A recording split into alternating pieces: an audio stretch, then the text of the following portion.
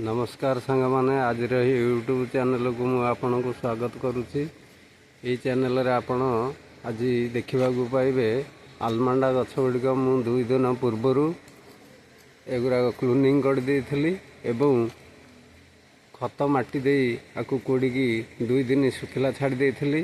वर्तमान एथरे आमर हैंडमेड प्रस्तुत करा जायथिबा आल्बेरा रस हलदी गुंड चापत्ती यूज होता चापत्ती गुंड एवं किछि डीएपी एवं किछि निम्ब पिड़िया मिसेकी गछ चारिपट मला करिकी आमे वर्तमान पानी 20 लिटर पानी रे गुड़िक मिक्स करिकी आम वर्तमान देइचु एवं पर माटी घोड़िया चलछि एवं पर आमे एथरे बुड़ा पानी देबु जहा फल रे कि ठीक मे जून मास भितर ये गछरे अधिका फूल आसीबो।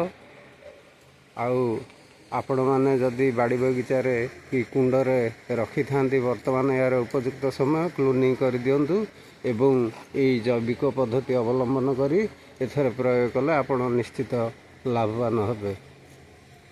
रखुची नेक्स्ट वीडियो रे आउ अलगा फूल गछ आपण मानकु शेयर करबी। जय गुरु।